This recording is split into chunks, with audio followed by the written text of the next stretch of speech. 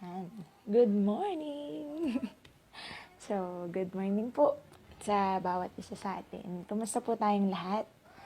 So, sige po, mag-start po tayo. Ano po? Yan. So, ako pala yung teacher nyo sa umagang ito. Yan. So, nagustuhan ko lang magsalamin. So, sige. Yung pag-aaralan po kasi natin ay tungkol sa authority. Yan. So, kapag sinabi po nating authority, ano po ba yung pumapasok sa isipan niyo po? Yan. Ang authority po ay kapangyarihan. Ano pa? Yan. So, kumbaga, may backer ka. Tama po. Behind dun sa utos, alam mong may something na malakas na kapangyarihan na kailangan mong sumunod.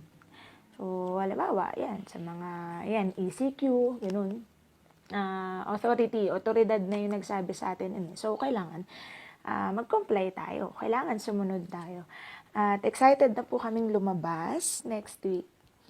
Kasi pinagpe-pray namin. So, kailangan pag-pray po natin na hindi na ma-extend tong quarantine na to. Pag-pray natin na until April 30 lang, 2020, syempre. At ipag-pray natin na syempre, kayang kumilos ng Diyos sa sitwasyong ganito. Ang Lord natin ay miracle worker, promise keeper, at yan yung Diyos na pinaglilingkuran natin. So, kailangan magtiwala tayo sa mga bagay na gagawin niya. So, sige po. Ayan. So, believer's authority. So, yung topic natin ay authority. Ano ba yung authority ng isang Kristiyano? Naalala ko yung isang kwento kay Pastor Kenneth Hagin. So, kilala naman po natin siya. Tama po. Nagkaroon po kasi ako ng chance na magkaroon ng libro ng Believer's Authority. At ito pong libro na to ay binasa ko or nabasa ko way back 2011. At pinahiram ko to kaso hindi na nakabalik sa akin, sayang. At may mga topic doon, may mga na as in natandaan ko talaga kung ano yung mga ginawa niya, like sa family niya, meron po siyang every time sinishare ko talaga to na meron siyang isang kapatid na pinag-pray niya, tinayuan niya, yung sinasabi ng Lord, yung pangako ng Panginoon na isa man ng mga kilalabong sambahin na maliligtas. Alam po, within 10 days, yung kapatid niya na born again. Which is, yung kapatid niya na yun ay, sorry sa word, pero ito yung nakasulat kasi, black sheep. Yan. So, sa family nila, or even sa atin, meron naman tayong mga ganun, bawal judgmental. Pero, sa kanila kasi, sabi niya dun sa libro niya, meron siyang kapatid na black sheep talaga at hindi talaga kumikilala na may Diyos. Ngayon, ginawa po niya, 10 days, binanggit niya yung mga verses na yan, na naturo ko na po yun sa inyo before. At sabi niya, within 10 days po, na born again yung kapatid niya. So, believer's authority. Ito yung authority natin na utusan ang demonyo, utusan ng mga anghel. Yan, isa yan sa mga authority natin. At alam niyo po, meron pang nangyari doon sa libro na si Pastor Kenneth Hagin kasi ay may 2 pantalon. Yan. So, ilan po ba yung pantalon ninyo? Yan. So, marami, no? Nakakapagtinda pa nga tayo And so, yung pantalon niya ay 2 lang. Isang pang Sunday at isang pang Wednesday. So, midweek at Sunday service. Ngayon, nilabhan niya and then pumunta siya sa labas. I think magso-soul winning siya that time. Ngayon, pagbalik niya sa church, pagbalik niya dun sa sampayan, alam niyo po na wala yung isa. At syempre, ang tinuturo niya ay believer's authority. Alam niyo po ang prayer niya? Sabi niya, inutusan ko ang demonyong kumuha ng pants ko. Ibalik mo yan sa sampayan ngayon din. And ang natatandaan ko po nun, sabi niya, bukas, paggising ko, yung pantalon na kinuha mo, nakasampay na ulit. Ano po, yun lang yung prayer niya. Then, kinalman niya yung sarili niya. Alin po kinabukasan, yung pantalon niya, nakasampay na ulit. So, eto kailangan mong tayuan kung ano yung sinasabi ng Bible. Nakukuha po natin. Isa pa, ito naman, yung time na medyo lumalago-lago na yung ministry niya. Kasi itong kakastart pa lang niya. Siguro itong time na to, marami na siyang fans.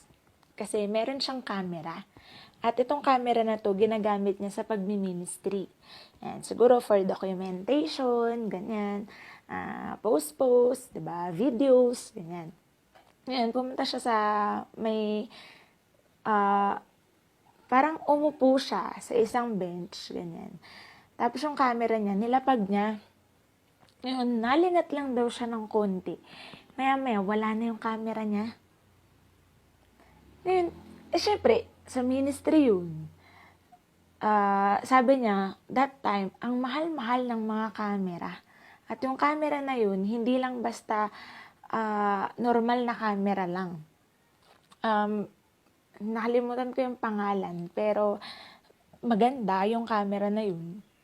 Ngayon, alam mo po, kinalma niya yung sarili niya, at sabi niya, if ever man, na mahuli siya ng mga pulis, at tanungin ako regarding sa camera ko, sasabihin ko na binigay ko sa kanya. Binigay ko lang sa kanya yun. So, kinalma niya yung heart niya, papunta siya sa office, ganyan. Drive. Sabi niya, Lord, pinatawad ko na yung taong yun. Alam ko na ibabalik sa akin yun ng 7 times. Lord, pinatawad ko na yung taong yun at alam ko na ibabalik sa akin yun ng 7 times. So, yun. Pumunta siya sa office nila. At alam niyo po, nung nandun na siya, may binigay sa kanya secretary niya. Sabi niya, Pastor, may nagpapabigay po sa inyo, may nagregalo po sa inyo. Ngayon, dahil sa iniisip niya pa din yung camera niya, sabi niya, okay, pakilagay na lang sa compartment. Yan, sa kotse ko, pakilagay na lang. Ngayon, ang nangyari po nun, syempre, sekretary niya, sumunod lang, nilagay yung gift kay Pastor Kenneth Hagin. At alam mo po, hindi niya iniisip yung gift sa kanya, hindi niya binuksan. Kasi ang iniisip niya yung camera niya at kinakalma niya yung heart niya. Sabi niya, pinatawad niya yung taong kumuha. At Lord, pag nahuli man, binigay ko na yun sa kanya. Siyempre, sa pag-faith natin, sa pagkuha ng authority or sa pagtayo sa mga salita ng Diyos, kailangan okay yung heart mo. Amen po. Kailangan marunong kang magpatawad. At ito nga po, inalign ni Pastor Kenneth Hagin yung heart niya. Na syempre, kung ikaw ba naman mawalan. At regarding pa to sa ministry, syempre, nakakainis. Tama po. Kahit nga ano lang mawala sa'yo nanggigigil ka na. Tama. Pero alam niyo po, dito sa pag-aaralan po natin, kung tatayuan natin ang salita ng Diyos, kailangan align yung heart mo. Kailangan okay yung ugali natin. Kailangan okay tayo as a Christian. At sabi niya dyan, alam niyo po, ang nangyari, umuwi siya, tapos yung working hour, tapos na sa office, and pag uwi niya, syempre, usually kasi kapag may mga sasakyan, check mo kung ano yung mga naiwan mo pa, kung ano yung mga ilalagay mo sa kwarto, ganyan. Yun, alam niyo po, nakita niya, naalala niya, doon niya lang ulit naalala na may gift nga pala sa kanya. Ngayon, dala niya, papunta sa kwarto, ganyan. Tapos, hindi pa niya pinansin. Kasi, ang iniisip niya, ang prayer niya pa din is yung camera niya. So, ang prayer niya pa din, same lang, na Lord, pinatawad ko na. At gusto ko po na maging okay yung heart ko. At alam ko na ibabalik ng kaawayan sa akin ng 7 times. At alam niyo po ang nangyari, patulog na siya, naalala niya na may gift nga pala sa kanya lang binuksan. Ngayon alam mo po, pagbukas niya, nanlaki yung mga mata niya, kasi nakita niya yung magandang camera na pwede niyang gamitin for documentation, pwede niyang gamitin sa ministry niya. Since nawala yung camera niya, pwede niyang ipalit at alam niyo po kung ano yung mas maganda dun. Kasi dun sa camera na binigay sa kanya, 7 times na mas maganda at mas mahal dun sa nawala. Nakukuha po natin. Ngayon ito kasi, believer's authority. Ano ba yung authority? Ano ba yung kailangan mong tayuan bilang isang Kristiyano? Ano ba yung sinasabi ng Bible para sa sitwasyong ganito, sa sitwasyong ganyan? Ano ba yung dapat mong gawin? Ano ba yung mga dapat nating sabihin? Ano ba yung mga dapat na lumalabas sa bibig natin? So sige po, makipagbukasan kayo sa akin sa Lucas chapter 10, verse 19. So, siguro po, familiar po tayo sa verse na to. Verse 17, masayang bumalik ang 72 tagasunod ni Jesus. Ayan, so 72 na mga followers niya. Sinabi nila sa kanya, Panginoon, kahit po ang masasamang spirito ay sumusunod sa amin kapag inuutusan namin sila sa pangalan nyo. Verse 18, sinabi ni Jesus sa kanila, nakita kong nahulog si Satanas mula sa langit na parang kidlat. At verse 19, binigyan ko kayo ng kapangyarihang daigin ang masasamang spiritu at ang lahat ng kapangyarihan ng kaaway nating si Satanas. At walang anumang makakapinsala sa inyo. So ito po yung pangako ng Diyos. Ulitin ko na lang po sa verse 19. Binigyan ko kayo ng kapangyarihang daigin ng masasamang spiritu at ang lahat ng kapangyarihan ng kaaway nating si Satanas at walang anumang makapipinsala sa inyo. Ganun pa man, huwag kayong matuwa dahil napapasunod nyo ang masasamang spiritu, kundi matuwa kayo dahil nakasulat sa langit ang pangalan nyo. So, eto po, yung topic po natin ay Luke 10:19.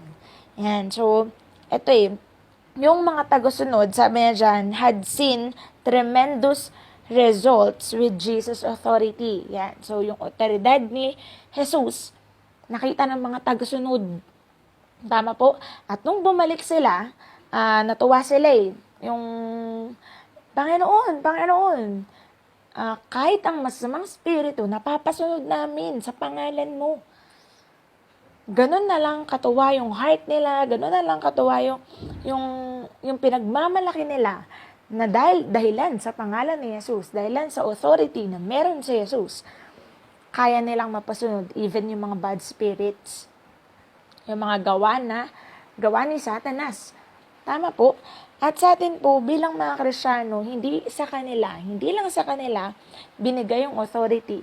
Sabi niya dito, sa atin, bilang mga Kristiyano, ibinigay din ni Jesus. At sabi niya dyan, natuwa si Jesus sa ibinilitang ito ng mga alagad, tama? Ng mga followers niya.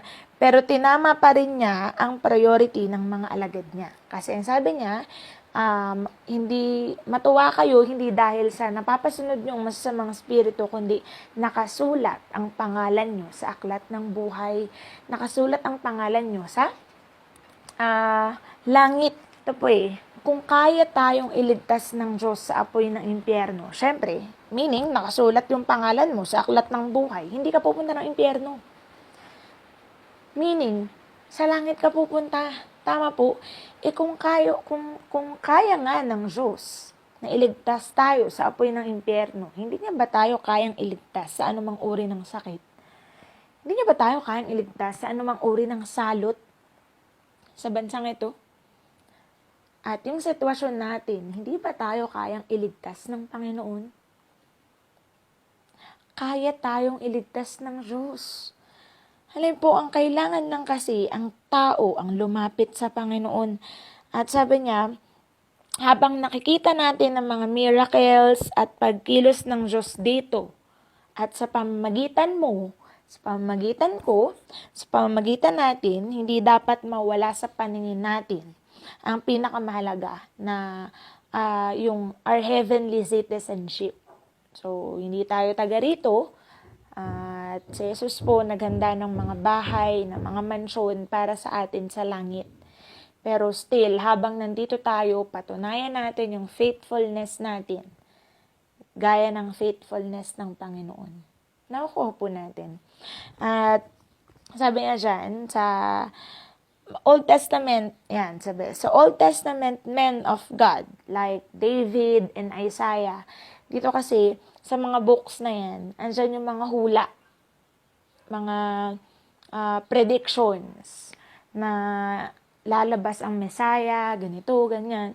Alam niyo po, etong mga alagad na to, etong mga lumapit kay Jesus, eyewitness sila ng mga gawa ni Jesus na sinabi pa nung Old Testament pa lang, nahula pa lang nung Old Testament. At itong mga alagad, eyewitness sila. But still, sabi niya, they took it for granted. Bakit? Kasi lahat sila tumalikod. Tama po. Hindi lahat. Sa una lang sila sumunod. At yung pagsunod na yun, hindi pa 100%. Even nga yung 12 disciples Tama po, iniwan si Jesus. Si Juan lang natira. Hanggang ipako si Jesus sa krus. Si Juan lang ang nandun. Pero the rest, hindi siya kilala. Tinanggi siya.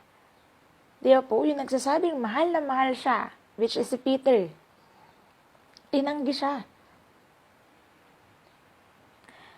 Alam niyo po, same privilege yung binigay sa atin ngayon. Paano nasabing same privilege? Kasi sabi na dyan, yan, the legacy of 2,000 years of history church. Meron tayong Bible with hundreds of languages and translations. Tama po. Naalala ko isang post ni Pastor Boy, yung books, yung bookstore, ganun. Tapos yung Bible section, naubos. Nitong quarantine, nitong lockdown, nitong may problema. Naubos yung mga Bible. Pero every year naman, bestseller po ang Bible. At sabi na dito,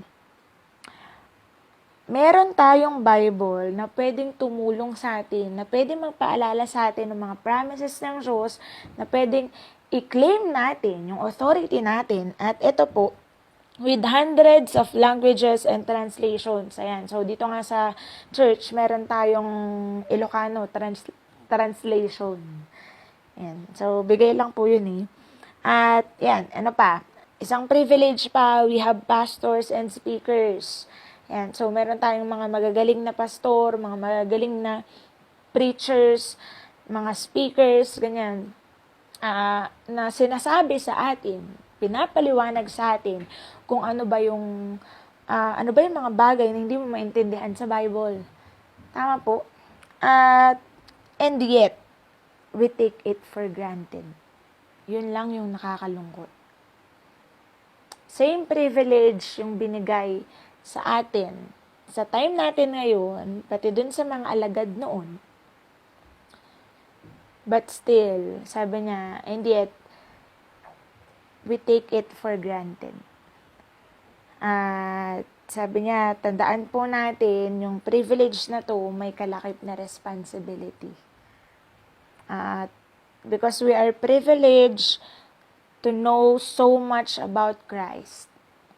Ito po, we must be careful to follow Him.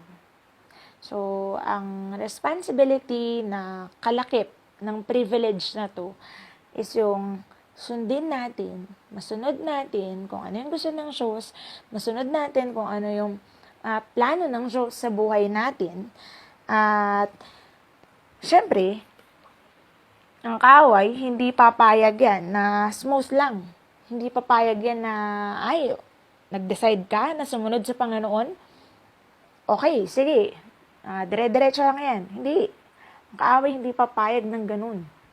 At ito nga po, ang kaaway ay gaya-gaya. Gaya-gaya system. So, hindi po yung church natin na rin magaya-gaya.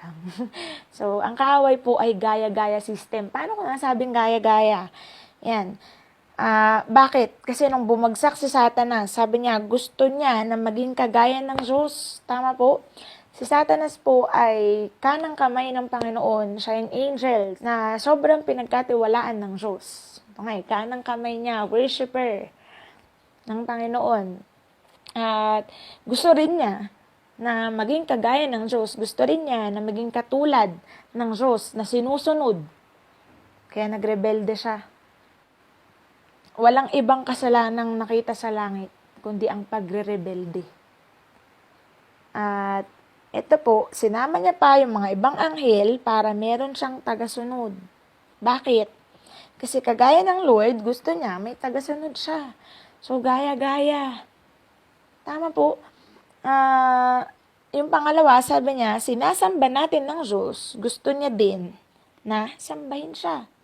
So, nabanggit ko na po ito nung midweek service natin. Yan, yung mga worldly songs. Akala mo okay lang. Akala mo chill lang. Ganun. Maganda. Ay, rock. Ganun. Nakaka-boost ng pakiramdam. Pero ang totoo, ang sinasamba na natin nun ay si Satanas. Kasi, gaya-gaya siya. Gusto niya na ang Diyos ay sinasamba ng mga tao, ng mga lingkod ng Diyos. At gusto niya din, siya din, sasambahin ng mga ng mga tagasunod niya. At lahat ng mga kumakanta ng mga worldly songs, especially po yung mga kakaibang lyrics. At i-check din natin kung sino yung mga kumanta. Ano ba yung background nila? At kasi nabanggit ko na po to sa worship team. Alam ko sa ating lahat, nabanggit ko na sa inyo yung about sa backmasking. Na makikita mo or maririnig mo kung ano yung talagang lyrics nung kanta na yun. At para safe, wag ka na lang mag-worldly. Tama po. Pero ngayon kasi, dahil sa hindi ka masyadong nag-church, hindi ka masyadong pumupunta, hindi tayo pwedeng pumunta ng simbahan. Wala namang nakakita, hindi naman ako naririnig ni pastora. Wala namang sasaway sa akin, wala yung mga kagrupo ko. Kaya okay lang na mag-worldly ako. Alam mo po ang pagsunod kapag walang nakakita sa iyo. At yung pangatlo, sabi niya dyan, ito yung mga gaya-gaya system ni Satanas. Paglingkuran siya, yan, ibigay ang kasikatan. Ayan, so, ito po yung isang example niyan, yung they sold their souls for rock and roll. Ito mga sikat na mga banda, ganyan. In-interview sila, may kasunduan sila na pasisikatin ni Satanas kung ganito, kung ganyan yung gagawin mo, kung magpe-pray ka sa akin, kung ganito, kung i-worship mo ko, kung sa mga kanta mo, ito yung lalabas. Yan yung mga kondisyon niya. At nalala ko yung isang parang burger machine. Kung natatandaan niyo po yung stall na yan, yung burger machine. Kasi meron daw na duwende na nagpakita doon sa may-ari. Sabi niya, pasisikatin ko yung business mo. Pero dapat dyan sa business mo, isama mo ko. Yung picture ko, nandun. Yan. Kung makikita po natin yung burger machine, di ba po, ang nakalagay dun sa, yan, pag sinabing burger machine, na nakalagay dun, yung picture ng isang duwende. At sobrang sikat nga naman ng burger machine. Hindi ko alam kung nabutan na ng mga kabataan dito ngayon. Pero sobrang sikat po ng burger machine. Pero ngayon wala na masyado.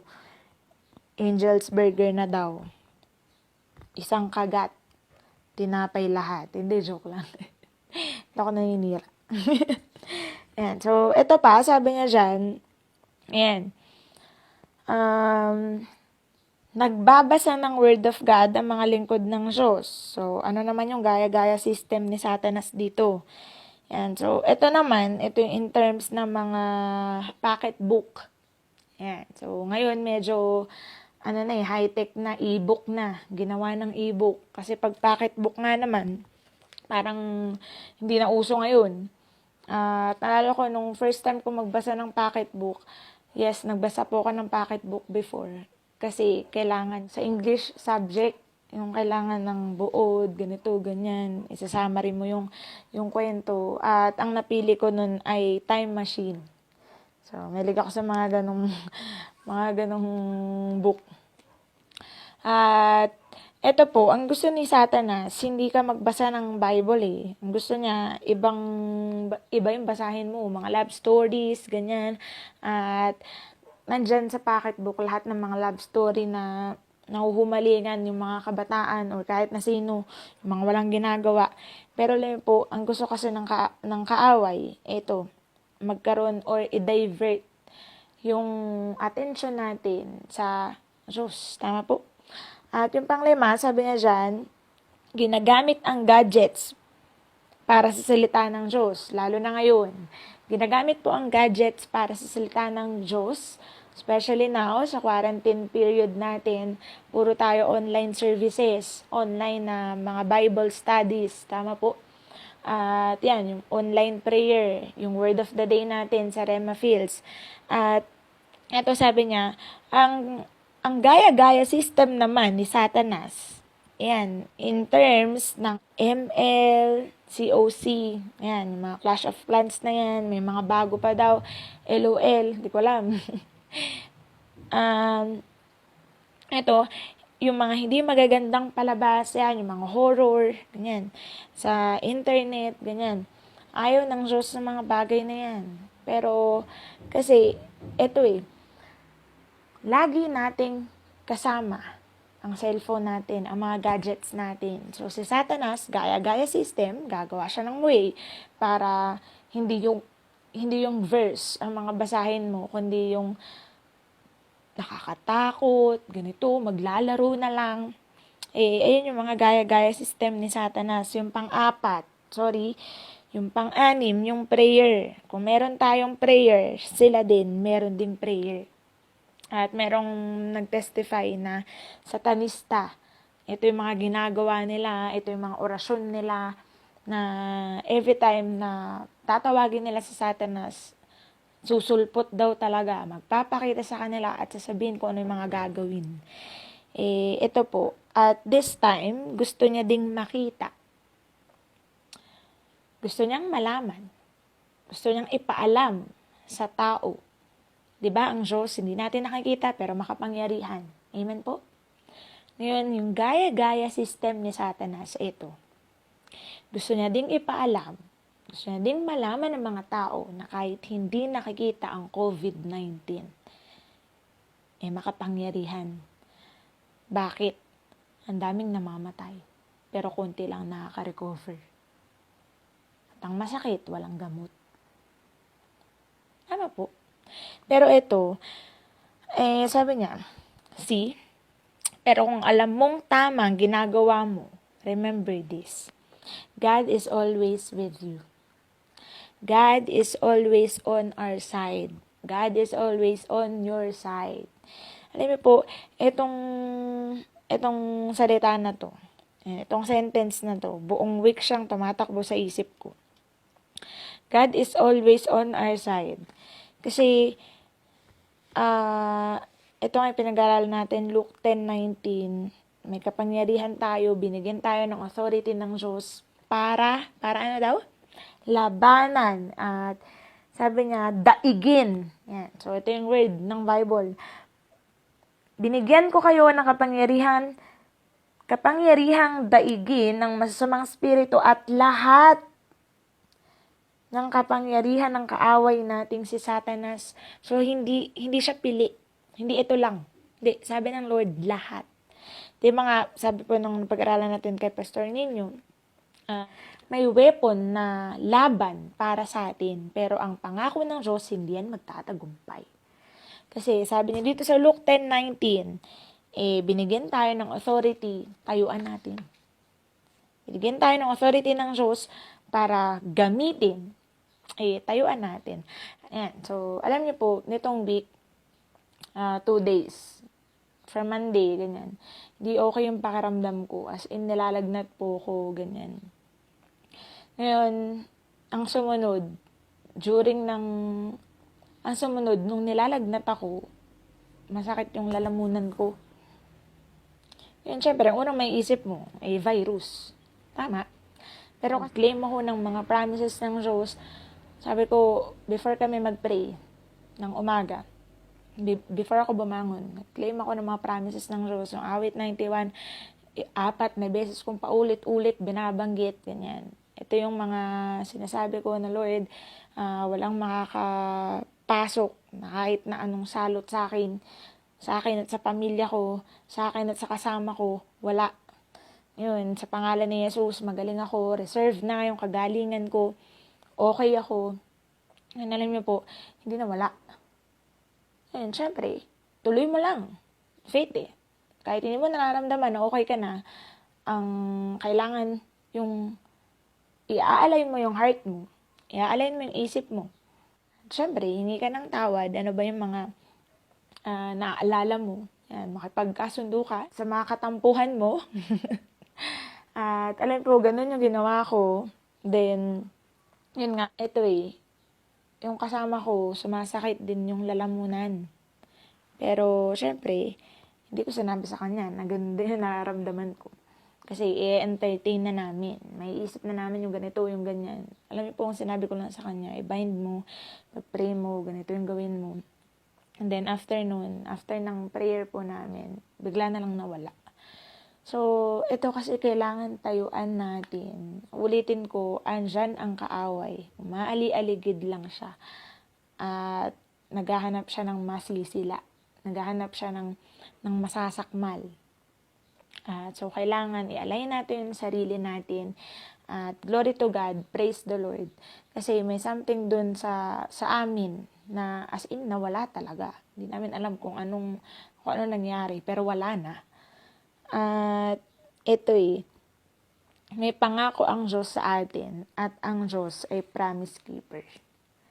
Lagi po nating tatandaan yan at kaya tayong ingatan ng Diyos sa pamamaraan niya.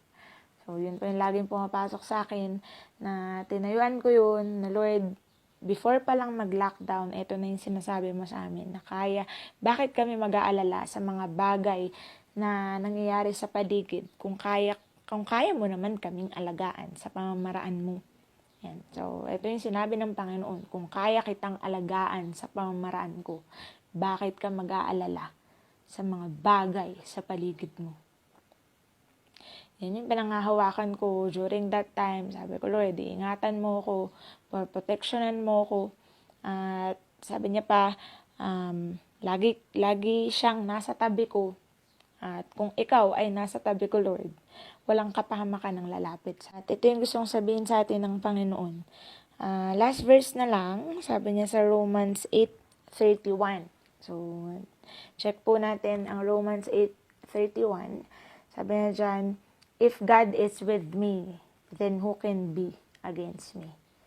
So, kung ang Diyos ay sa atin, sino ang laban sa atin? So, makapangyarihan ng Diyos na meron tayo, kaya walang makakapanaig sa atin. Romans po pala, ang book ng Romans ay hindi lang basta theological explanation ng grace ng Diyos. Kasi ang book ng Romans, it is a letter of comfort and confidence addressed to us. So, ulitin ko, ang book ng Romans ay hindi lang siya basta theological explanation about sa grace ng Diyos, kundi isinulat yun para sa atin, para i-comfort, para atin maging confident tayo bilang mga Kristiyano at tayuan yung mga promises ng Diyos. At last, sabi niya dyan sa Matthew 28:20. Ano po, ang ganda sa English na ito So, basahin ko na lang po. Yan, 28:20. And teach these new disciples to obey all the commands I have given to you. Ito po yung maganda. And be sure of this. Ulitin ko po. And be sure of this. I am with you always, even to the end of the age. So, ito yung pangako ng Diyos sa atin. Tayuan natin yung mga pangako niya. Tayuan natin yung mga sinasabi ng Lord sa atin. Maniwala tayo at magtiwala tayo na kaya tayong ingatan pagpalain o ano pa man ng Panginoong Diyos natin. So, ulitin ko po, sa Luke 10:19, ang kapangyarihan ay binigay na sa atin. Ang gagawin mo lang, sabi ko nga po sa GC natin, di ba po? About kay Kenneth Hagin din yun ang gagawin niya lang, palayasin niya. Kasi ayaw ng Diyos yun. So sa atin, kung may kapahamakan na dyan sa paligid natin, mag-bind ka, mag-pray ka, at claim mo ang promises ng Diyos. So yun po, mag-ingat po tayong lahat. So sige, pag-pray ko po kayo. Ama, sa pangalan ni Jesus, magpasalamat kami sa umagang ito. Salamat sa mga salita mo, salamat sa mga pangako mo, O Diyos, at alam namin